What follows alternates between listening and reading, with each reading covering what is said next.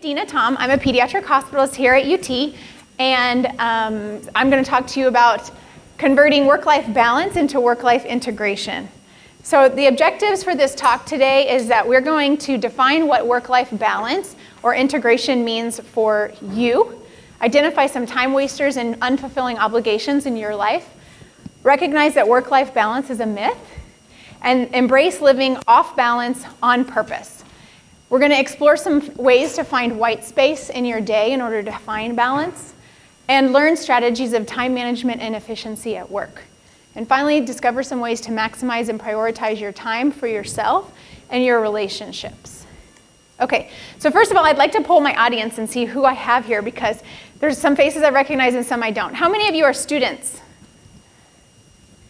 Okay, what about faculty? Okay, let's see, how about staff, support staff? Okay, all right, so it's good. We kind of have a mix of a lot of different people, so that's very good. So who am I and why am I giving this talk to you today? So a little bit about myself. I met my husband in high school, went to college together at UT. We moved to Houston so I could work at a biopharmaceutical company for a couple years. I put him through law school at the time. Then we came back here to San Antonio, where I went to medical school here. And then I attended residency here in pediatrics. At the end of my pediatric residency, I had my first child. I graduated and started as faculty here. My first 3 years of faculty, I got my master's degree and had my second child. In the meantime, being married to a husband who works full-time also. And then about 2 years ago, my father got diagnosed with Parkinson's and moved down here and lives a block from me. So I tell you this story because this all sums up probably what most of your lives look like. It's a very full life. I love my life and I love the responsibilities I have, but it takes a lot of work to manage my life and to make sure that I can find time in my life for myself and the people that I love. So how many of you guys are parents or caregivers? Okay, how many own pets? Okay, that counts as being a caregiver. All right, good. And so these things, not only are they labels that define us, but they also define our time. So it's really important that we embrace those things, but then also recognize that they take time away from us and possibly take time away from the things that we feel are obligations. Okay, so what is work-life balance? I actually really hate this word. I really enjoy time management techniques. I like learning about organization. It's one of my hobbies. I've attended several workshops, several conferences over the last couple years on time management and work-life balance. And I think that work-life balance is this kind of goal that we've been told we're supposed to attain, and I think it's incredibly unrealistic. Because asking someone if they're balanced is like asking someone if they're healthy, or asking someone if they're prepared, or asking someone if they're, if they feel safe. Right? So those are all very broad generalizations. And at any given moment in time, the answer probably will be yes, and it will probably be no. So I think that one of the first things that we all need to do is to define what work-life balance would mean for you, okay? Not based on someone else's expectations of you. Your life is not anyone else's life. Your values are not anyone else's values, okay? One of the first things to start with in trying to figure out if your life is balanced and how do you get there, is to think about the things that annoy you about your life, okay? What frustrates you? And what kinds of things at the end of the day when you're tired and you feel like you're failing, what is it exactly that you feel like you're failing? Are you tired? Do you miss meetings? Are you late to work? Are you overwhelmed? And why are you overwhelmed? So it's really important to identify things that are specific, realistic, and to be forgiving to yourself when you make this list for yourself, okay? One of the biggest things about work-life balance is resetting your expectations of what you can do. So one of the most healthy pieces of advice I got from one of my best friends when I started medical school is you can't do it all. You can't be a straight A student, and you can't always be home and always be at every event that you want to be at with your family and friends. You just can't do it. You're going to fail at everything if you try to do everything 100%. And that's part of living off balance on purpose, is that you are going to recognize the things that you're willing to sacrifice to be good at something else, okay? That you're going to give 100% to this right now, so later you can give 100% to that at that time, okay? So I want you to stop thinking about what you should be doing, or what your mom thinks you should be doing, or what your coworkers think you should be doing, or what the other students think you should be doing. And I want you to think about what you could be doing with your time if you had it. And stop saying things like, I'll have a life when.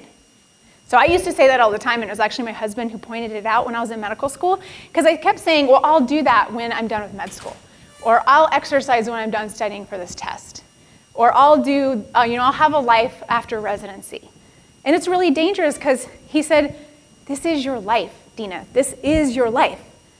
There's a really great quote that somebody told me that's, how you live your life is how you live your life. And it seems kind of confusing, but we're creatures of habit. We do things in a pattern over and over and over again. If you look at your life 3 years ago, the likelihood is it's probably about the same in terms of how busy you are, how many obligations you have, the way you set up your life. And if I had to forecast what your life would look like in 3 years, it would probably look about the same, okay? So we have to force ourselves to do things that are unpleasant in order to make changes in our life. But the good thing, and this talk will hopefully give you some tools to use, the good thing is you don't have to change a big part of your life to feel happier about your life. Okay. So I'm going to give you that was part of my definition. So when I sat down and I thought about what would my life look like if I felt like I was successful at finding balance in my life, what would it look like? So these are some things for me personally. I would feel balanced when I was aware and prepared for work meetings, personal obligations, and scheduled events, right? Because I got to a point where I felt like literally someone would call and be like, are you coming to this? Or, hey, you work today? And I'm not saying that doesn't still happen. It does. But more often than not, I do feel in control of my schedule. I feel like I'm prepared and things don't sneak up on me. I would feel balanced when I can take and pick up my kids from school, when I can eat dinner with my family and put my kids to bed, when I could complete my patient notes and billing within 48 hours of seeing a patient, when I could look forward to teaching and advising students and residents. This is something I really enjoy doing. But when you find that there's something that you usually enjoy doing, and now all of a sudden you dread it because it's just taking time away from your schedule, that's a sign that you're overwhelmed. So date night, date lunch with my husband monthly to maintain my personal hygiene. So this is kind of, I use this funny, but it's really not funny because when your schedule is in your control, then you get to do the things that you enjoy doing, like get haircuts and get your nails done and wax your eyebrows and take a shower, right? So these are things that you're not like, oh my God, I don't have time. I can't do it. And then broadly to get the sense that more often than not, I feel present in the moment with my family, with my friends, with my coworkers, my patients. And that when I feel balanced is when I don't feel guilty saying no to people because I've learned to embrace that feeling no is really saying yes to me. Okay, so you're going to go through an exercise in a minute where you're going to do that, and hopefully that will go on beyond today.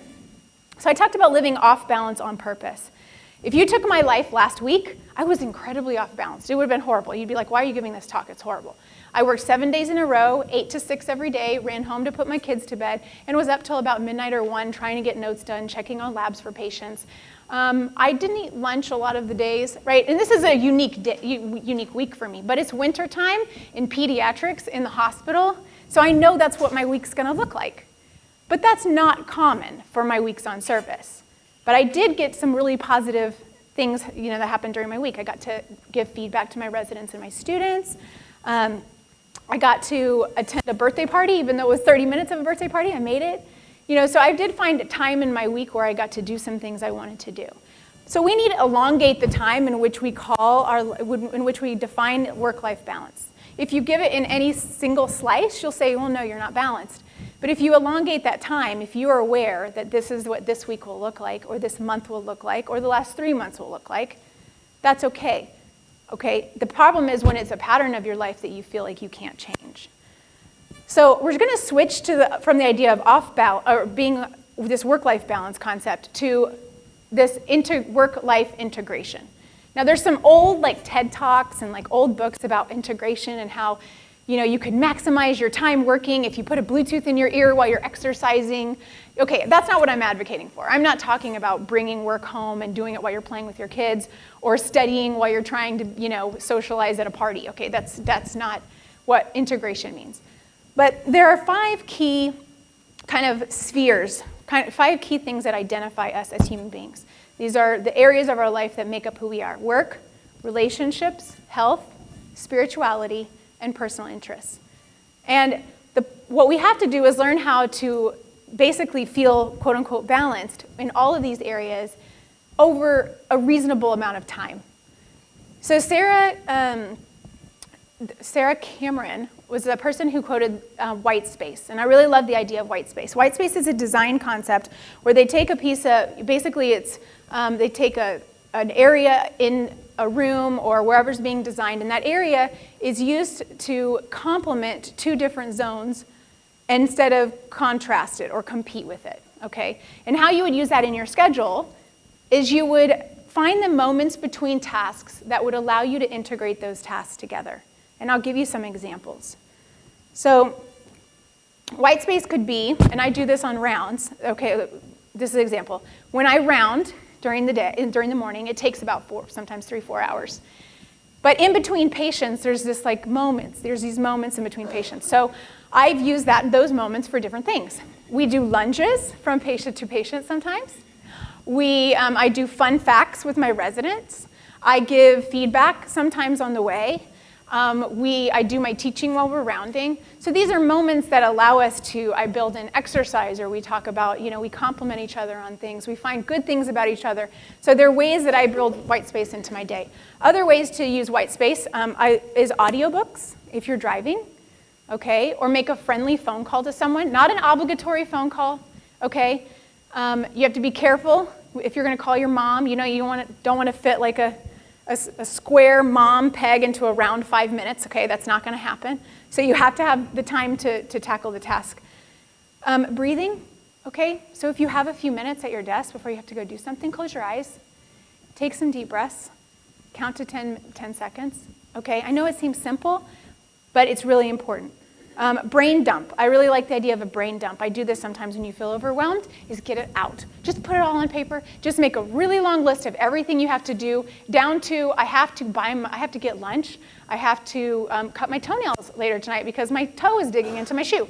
Okay, just everything that you have to do that's annoying you and that's on your mind. Brain dump is really healthy. Dance party. We do this at my house. We get home at the end of the day and we turn on music in my house with my kids. And just before we start, we all run around and kind of dance and get it out. This is white space, just moving from the house to the kitchen before we make dinner. I make dinner with my kids a lot of times, and it's dual function. I make dinner, they're there, it's family time, and while I'm making the dinner, I'm also making their lunches at the same time. So, and then sometimes I'll take my laptop while the kids play outside and sit. And if I need to look up some patient stuff and get some rays, get outside with nature. So these are examples of building white space into your day, okay? It's not scheduling these things as extra stuff to do, it's trying to identify the times in your day that you can add things to it. Okay, so this is the workshop part, and the handouts I think have made it. So we're gonna pass, yeah, you can actually pass, I'm gonna pass these ones out if you wanna pass those out.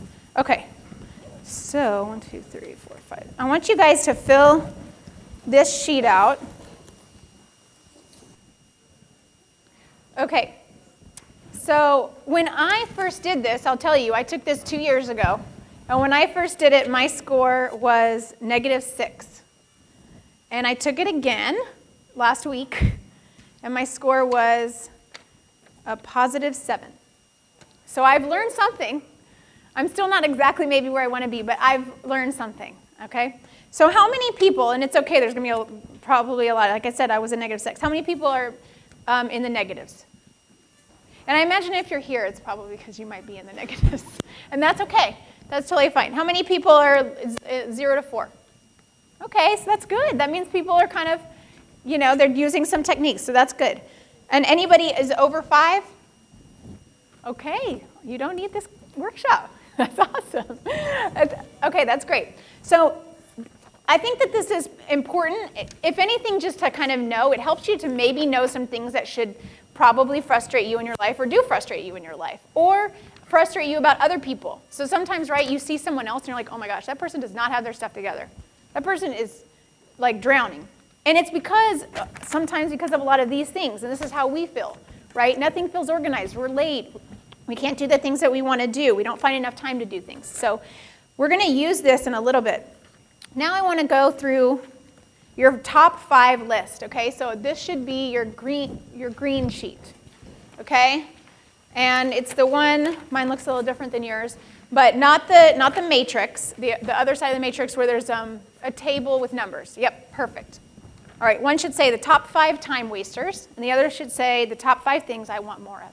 So this is very personal. It should be very personal for each of you. I want you to think about your day, your average day, and I want you to list the top 5, doesn't have to be in any particular order, but things that you feel are time wasters. Okay, now you can't put that your job and necessarily your core job functions are time wasters, or else you should really look at getting a new job. But things during your day that you feel like waste a lot of time. Do that first before you go through to the next one.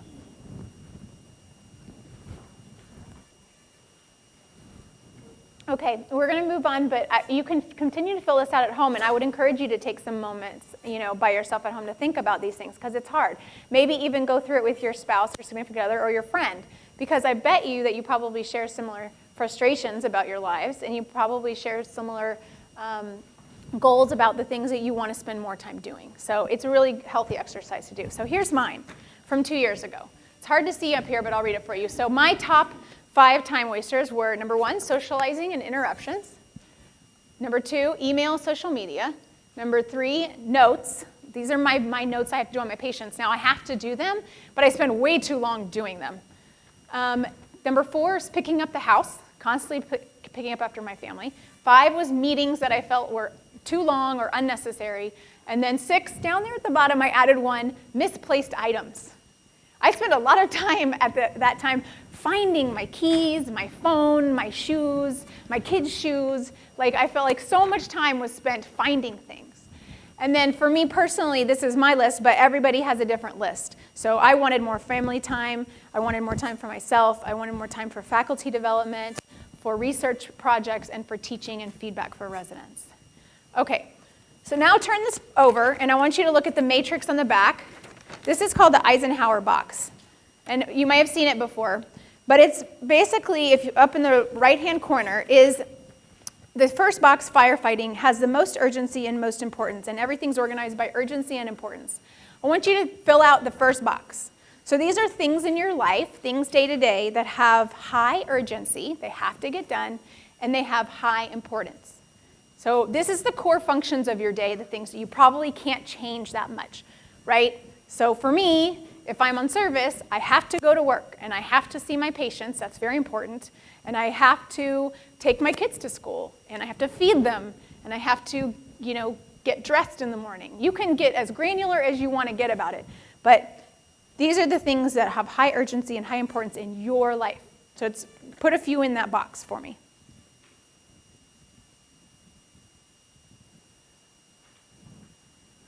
Once you have a few in that box, you can move on to the second box, quality time. So these are things usually you can identify because these are things that you want more of. They have low urgency, but very high importance to you. And it can be very different than your neighbors, that's okay, but what is it in your life that you really want more of, that have high importance? And if you've done that, you can go to the third box, which is distractions. These are things in your day that have low importance, but they always seem to have high urgency. Okay, things that spring up in your day or that take over your day or take over the moment that really aren't that important, but they feel like, maybe not to you, but to other people, like they need to be handled immediately. And if you've done that, you can go to the last box, time wasters. And some of these can overlap with distractions sometimes, but these are things that have low urgency and low importance.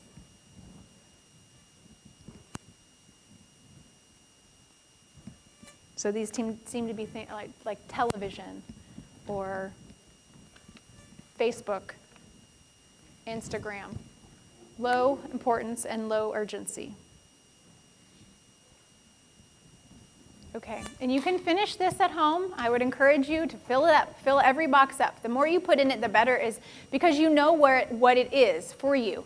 It's really important to know what things. Now, I want you to write in each box. I'm going to tell you. In box one, I want you to write the words, manage it.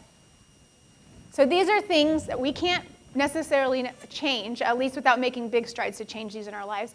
And so these are things we have to learn how to manage healthfully. In box 2, I want you to write the words, plan and seize it. Okay? These are things that we are going to have to be better at planning and being intentional about. In box 3, I want you to write the words delegate and minimize. In box 4, I want you to write the words drop it. Okay? Now you have an action associated with the box. We're going to go through that a little bit more. But that's how we're going to learn how to prioritize things in our lives that waste time and take things from things that we want to do. Okay. So the last piece of paper that you have is the yellow one, right? So the yellow one,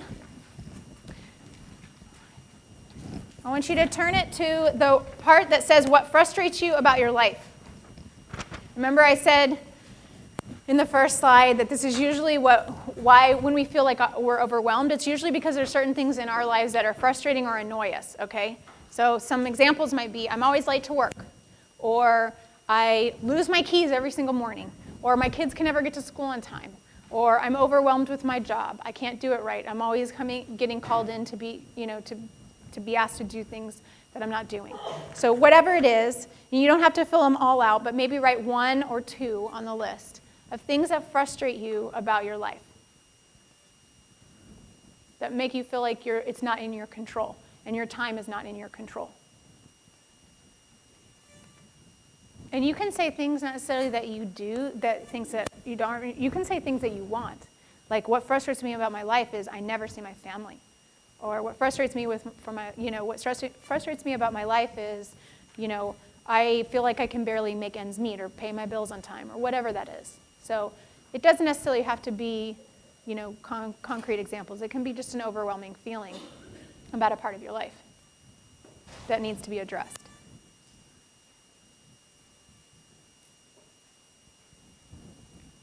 Okay, and once you've done that, this is what I think is really important to go home and do at a later time.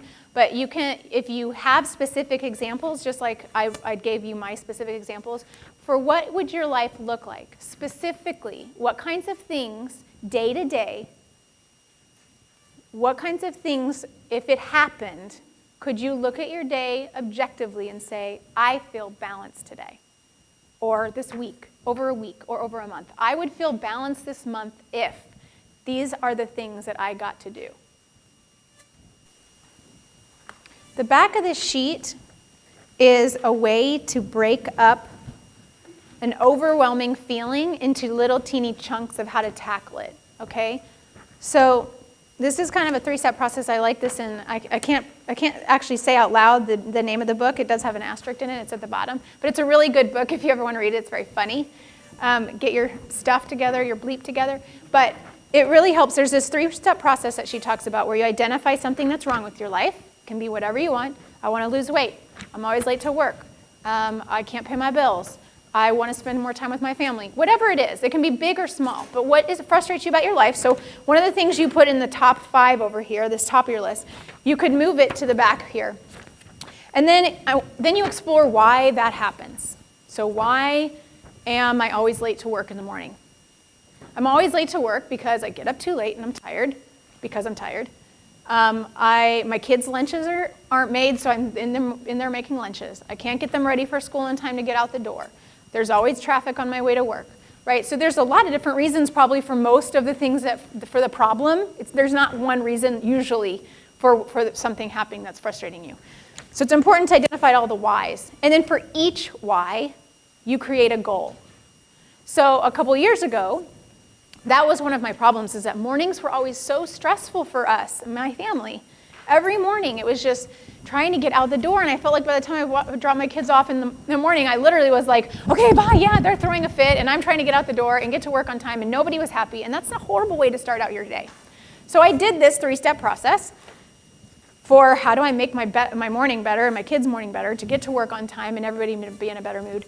And I identified a lot of the whys, and I started changing a lot of the whys. Now, every single day I don't do this perfectly, but we tried to change our routine significantly. So in the evenings, we all set out our clothes. Everyone sets out their clothes.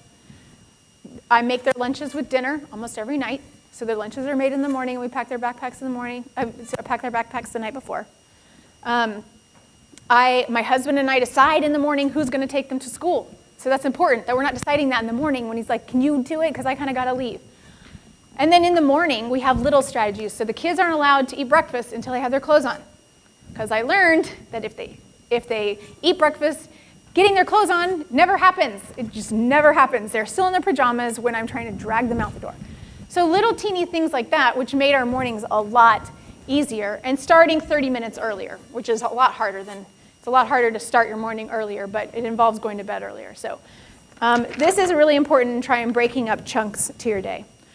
I forgot to do one thing. Everybody take your green sheet where the matrix is, the time management matrix.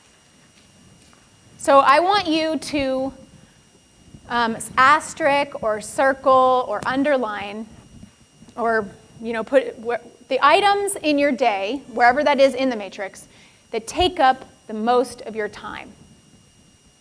Okay? Where do you spend most of your time? So you wrote down things that are distractors and interruptions and things that you have to do and things that you want to do. Circle the parts of the things that you listed that take up the most of your time.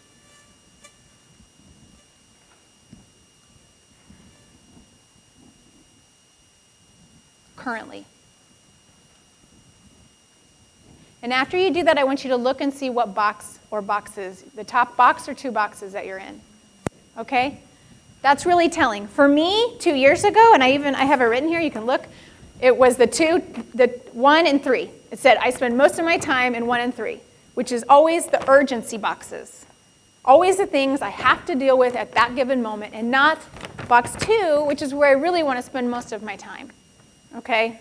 Or at least be somewhat balanced between box 1 and box 2. Okay. All right, so we're going to move on to some tips and strategies for how are we going to make some changes, how are we going to reframe our minds so we think of and make things more efficient, and give you tips and strategies to build white space in your day. So one of my first tips and strategies, sometimes you'll hear people like, oh, I don't want to be bound to a watch. I don't want to have to be, I don't want a watch to rule my day. I strongly encourage wearing a watch, okay? A watch is very important, not just to make it on time to places, but I'll give you an example about how a watch could work for you. So I don't work for Apple, I don't make money for Apple, but I have an Apple Watch. I decided a couple years ago that I really, really wanted one, and I thought that it would make my life easier. And it has made my life drastically easier, okay? The reason is because when I don't have to have my phone with me all the time. It tells me when my meetings are. It like dings and it says, you have a meeting in 30 minutes. So let's see, what else does it do? It has alarms, and when I get phone calls or text messages, I don't have to find my phone in my bag or figure out where it is. I look at my phone and I say, nope, I can ignore it and move on with my day. I can just ignore it, okay? Having the phone as your clock isn't really very convenient because it's always somewhere that you have to find. So whether or not you have a smartwatch that tells you things or not, having a watch is really important. And the other reason why a watch is really helpful is that it is a signal to other people that when you look at it, that you don't have time to deal with what they want you to deal with. So when they come in and say, oh, I'm sorry, do you have a second? And I'm like, ooh, no, not right now, I'm sorry. Is it an emergency? Can we do this later? Or if you're in a conversation that's gonna go on forever and you look at your watch, guess what? People get that signal. They get the signal like, oh, you're busy, I'm sorry. Right? And that's helpful for you because if you have stuff to do and you have a timeline to do it, this distraction is not going to go on very long, okay? This is really important. Time yourself doing daily tasks. A lot of people who procrastinate, who are late doing things, aren't doing that because they're selfish. They're not selfish, and it's not that they don't care about your time if they show up late or they can't get stuff done. It's because they honestly don't know how much time it takes to do things. Okay? So for a week, time yourself doing tasks. How long does it take me to get out of bed in the morning? right? Do you hit the snooze button 3 times? How long does it take you to shower, to get out the door in the morning? How long does it take you to get to work? And I'm not saying driving, I'm saying you lock the front door and then you walk into your office, okay? That involves parking, walking up the stairs or the elevator or whatever you do, the whole entire time. So when you tell people, oh, I'm on my way to work, I'll be there in 5 minutes. Okay, that's impossible to get there in 5 minutes, even if you live next door to the hospital. You can't physically get out your car, drive, park, and get up there in that time. So do it for a week, it really is enlightening.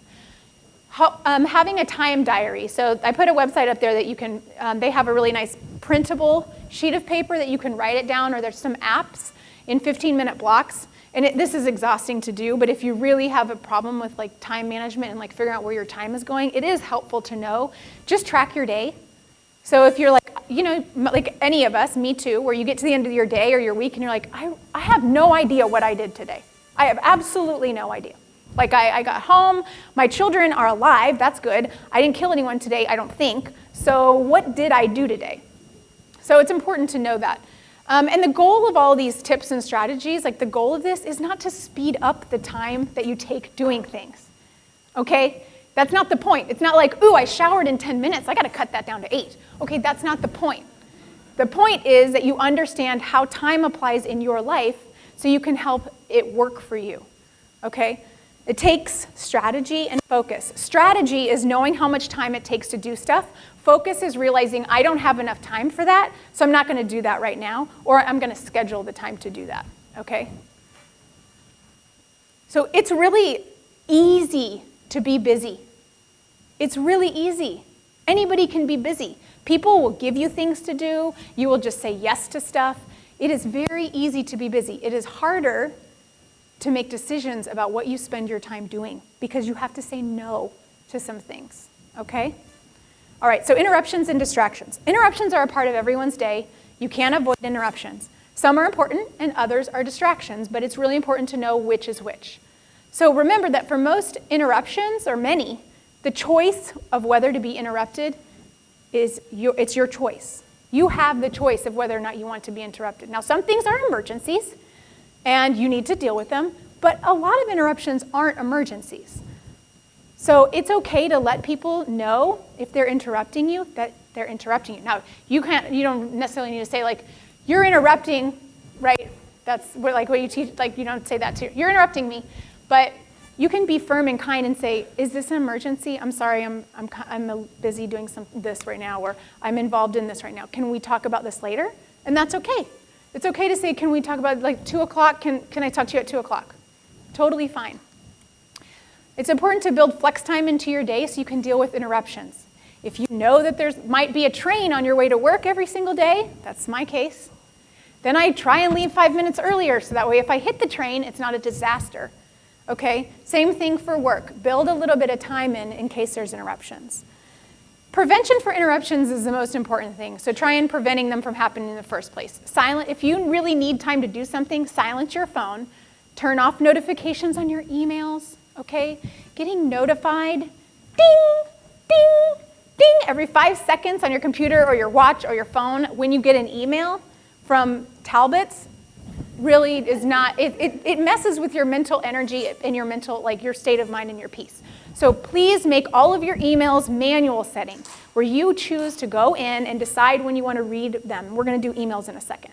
Close your office door. Use a do not disturb sign. Students, put earplugs in, right? If you have earplugs in, bright orange ones that hunters wear, your friends see them and they walk by and they're like, oh, she's busy.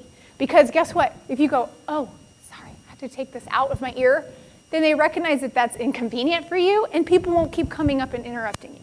If you're an extrovert and you really want to talk to people, don't study in the library right at the entrance where everyone walks by you and interrupts you. You can recognize that you need some space alone to do your tasks. Give yourself 10 minutes at the end of the hour to stretch, walk around, go visit a friend. Guess what? Look at your watch and be like, ooh, I have to go. You have to tell them why you have to go. You can just say, ooh, I have to go. You don't have to make excuses for it. So important rapid triage for interruptions. You can stop and listen, but set a time limit.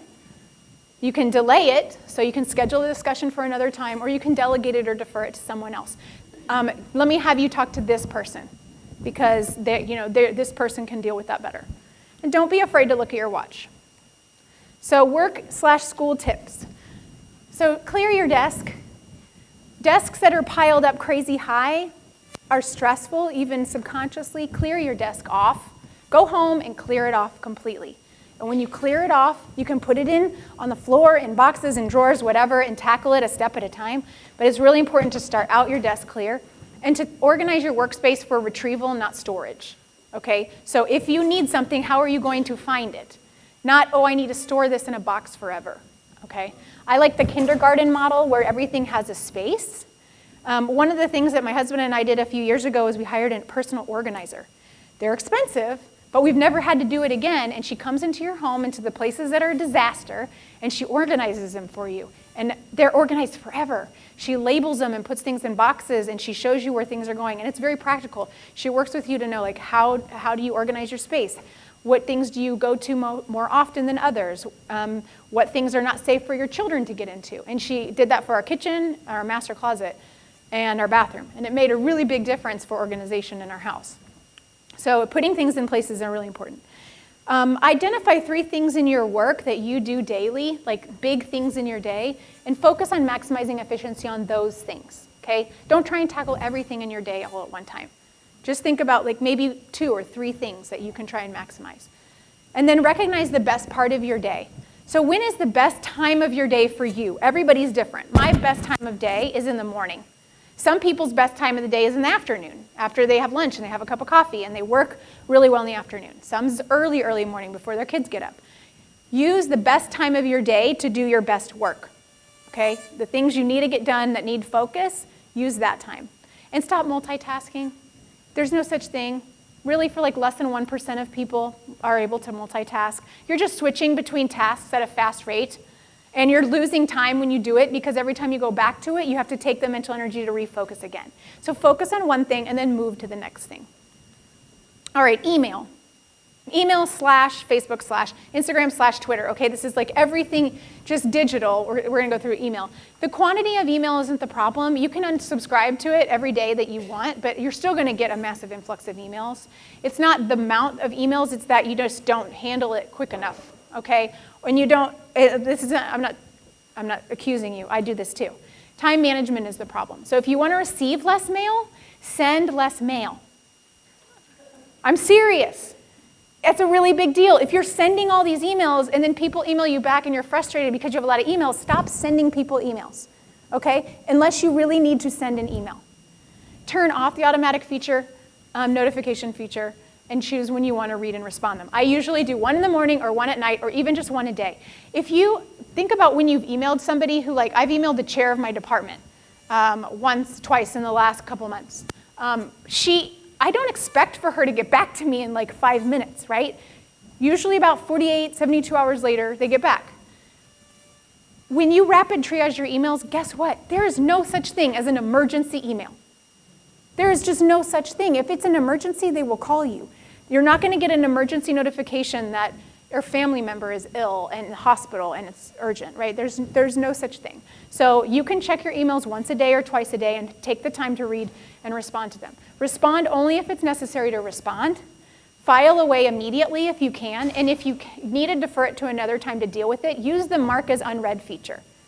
I like that because it just stays in there like, oh, I haven't addressed this yet. So you can address it another time, and then delete it. Okay, to-do list. I love to-do lists. So this is part of that brain dump I was talking about. If you really aren't great at to-do lists, it's better just to start with a brain dump and get everything out that you need to do. If you want to start from scratch, start from all the stuff that you have to do in the foreseeable future. Okay, if you have something that you just know you have to do this month, put it on the list, a really long, long list, and then go through and highlight all the things that have to be done this week, and then circle all the things that have to be done today, and make a daily to-do list. I make this every morning. Every morning I make a daily to-do list, and at the top of it is my must-do list. I must do these 1 or 2 things today. I have to do them. And the rest of it, I would like to do today. You can prioritize, okay? Other lists I like is people to see list. So sometimes we just have lots of things we want to do, like, oh, I need to call my grandma. I need to write a thank you note to my, that can be on your to-do list, but I need to see my friend who's, I haven't seen in a long time. People to see, places to eat list, okay? And then you have your little handy list so you can see, like, oh, let's go to lunch. Great, I haven't seen this place. I haven't been to this place. And then I like the procrastination list. So this is this is really enlightening. This is a list of things that you did to procrastinate the things you wish you would have done. And it's actually really helpful. At the end of the day, when you feel like frustrated that you didn't get through your to-do list, do a procrastination list at the end of the day. Because it's healthy to kind of recognize what you have spent time doing. So for procrastination. So procrastination, basically, the reason that people procrastinate, and I'm a bad procrastinator too, is that it's basically out of fear. We procrastinate because we are afraid of something. We're afraid of imperfection or making mistakes. We're afraid of the unknown. We're afraid of failing at what we're about to start or succeeding and dealing with what we're going to do if we succeed at it. We're afraid of finishing it because then we might have to go on to something else or making the wrong decision. I typically procrastinate things that it's new or because I don't know if I'm capable of doing something and I don't want to make a mistake. Break things up into little pieces. One of the things I started on when I'm on service for my residents is I have them put their notes in before rounds. There doesn't have to be anything in it because it automatically populates vital signs and ins and outs, and nothing else is in there. It's an incomplete note. But they've tackled the first hurdle of doing anything, which is just starting it, okay?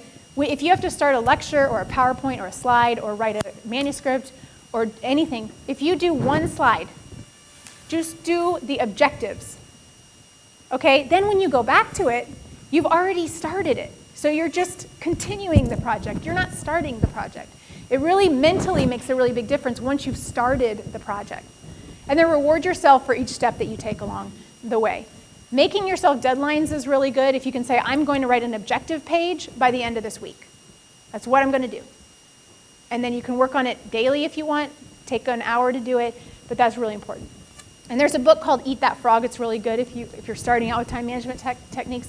But basically, it's about eat that frog implies like the thing you don't want to do, you don't want to eat a frog, you don't want to do, you should do at your best time of day. Because you're not going to have more energy or more focus in any other part of the day, so you might as well tackle the thing you don't want to do at your best time of day. When you're fresh and you're in good spirits and you're rested, you're ready to go. And then reward yourself for doing that task. Okay, now life outside of work. So outside of work in your home, personal life, play life, I think that it's really important to put your phone away.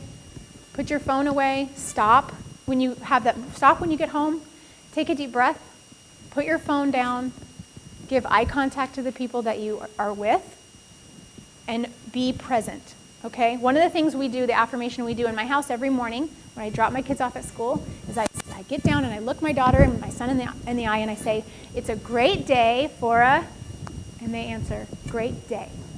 It's a great day for a great day. And we start out our day positively. Even if the morning was a mess, we reset. Now, a lot of times my daughter's 4, I'll say, it's a great day, and she'll go, for a horrible day. I'm like, okay, well, I love you anyway, I'm going to work. So having that, being present with the people that you're around is really important. And outsource what you can. When you're younger, your money is more precious than your time. It is. But when you're older, time is more precious than money. Okay? Now, it's hard when you look at what you're spending money on the things that you're outsourcing, but grocery delivery or pickup, dry cleaning, housekeeper, lawn maintenance, all those things, they do cost a lot of money. But if you took a job and someone said, I'm going to offer you this amount of money to do your job and you have to do all that other stuff, or this amount of money minus $15,000 a year, but your laundry is going to be done, your laundry is going to be done, you're going to have dry cleaning, your groceries are going to be delivered, you're going to have a housekeeper come twice a week, and a lawn guy come twice a month. I think that probably most of us would be like, that sounds like a pretty good deal. If I didn't have to do those things. Now, $15,000 isn't like the going rate. You can make that work for you. It can be $100 a month, but having someone come and do those things that you're not spending that time doing, and for students, it will get better, okay? But you can still outsource some of it. You can still outsource. So you just have to find something that works for you that you can outsource. Incorporate white space into your home, like I talked about, cooking dinner with my children, exercising with my family. We go on runs together as a family. Bath time at night is a big one. Movie date after the kids go to bed. My husband and I sometimes get a glass of wine and watch a movie. Those kinds of ways to build white space. And then schedule time for your family and yourself as a meeting, just as important as a meeting at work. Like, I have to make this exercise class, or I'm going to have this hour to go get my hair cut, or whatever it is. And then nothing can interrupt that unless it's seriously an emergency. Okay, so pearls from today. So go home today and think about what would define work-life balance in your life specifically. What kinds of things would make you feel successful at having balance? Think about what you want. Getting what you want is very simple. It's just not easy. Okay? It involves change. We have to make some changes. You're never going to feel like changing, so you have to start something small and build from there. You have to force yourself to do it initially, and then when you reap the benefits of it, I promise you, I did this, I have done this, and it's painful sometimes at 10:30 at night to pack lunches and do all those things. I don't want to do it, but I know that the next day my day's going to be 10 times better. Being busy is a choice. It's easier to be busy than to be intentional about the things we decide to do. Start saying no to things that don't add value. They don't add enough value to account for the time. So if you're going to say yes to something, really know the reward it's going to bring you internally, okay? If you look at something, I was asked to do something recently that I actually really thought was valuable, but for me and my time, I just couldn't justify adding that to my schedule. It didn't bring me enough value. Be intentional about your time and your email. Minimize your interruptions and be your own advocate for your time. Everyone will take your time if you don't take it for you. So you have to decide what you want to do with it. Make daily to-do lists, start a project, and sleep. Sleep is the most important thing. You can't do any of this stuff if you're exhausted because you're always frustrated and overwhelmed. So get sleep. Okay, and see there's some books and references. There's some good TED Talks on here I put the links for. Thank you guys so much. I appreciate it.